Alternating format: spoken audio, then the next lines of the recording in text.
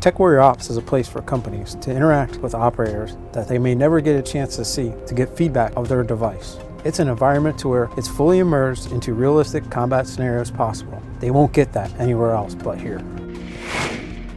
The one thing that's different between us and most other places that are out there is we're not inside a military fence. We're off-site, so we don't have any restrictions for folks that come out. We have the freedom and latitude to do a lot of things out on our property of 53 acres to match a very large, significant amount of missions that are being conducted around the world within 100 feet and go from an open field to a disaster response. One site does multiple things. The products that I experienced at this year's Tech Warrior Ops, I would pass on to my customers, the users, and see if it matched their priorities for what they need to obtain with the limited budgets that they have. I find Tech Warrior Ops very beneficial to my business, and I think it'll be beneficial to my customers. The products that come out of these small business set-asides are worth the investment in time to do these events and to come and participate in them. The small businesses that attend Tech Warrior, they walk away with knowledge of product improvement, whether it's a good product, whether there's an actual need for this product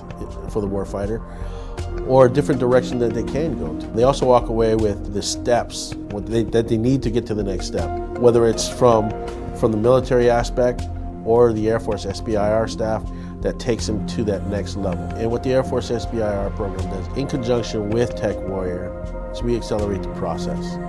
What we usually do when we come out here is just look at different vendors and see what they have to offer and see if we can take that information and show it off to our user community, which is usually AFSOC. If an operator comes to us and say, hey, we need this type of widget, and we see a company's already working on that, then we ourselves don't have to spend time and Air Force money to be working on that when there's companies already out there that we can push towards the users. It lets us get things to them so much quicker than if it was just the Air Force working on it. Yeah, I was able to see some really cool things, and honestly there were some things that were good for the military service, but it's also good on the civilian side.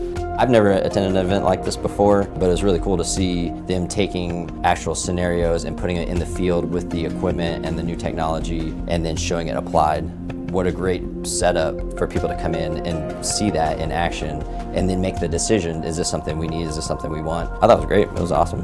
In the course of 2 years, the expansion that we've had to double almost everything is wildly successful. This is only going to get bigger, better, stronger, faster, and we're going to accelerate things to the warfighter. We are shaping the course of the next conflict, the next war. We're saving lives, taxpayer dollars, and we're putting American products out into American warfighters' hands.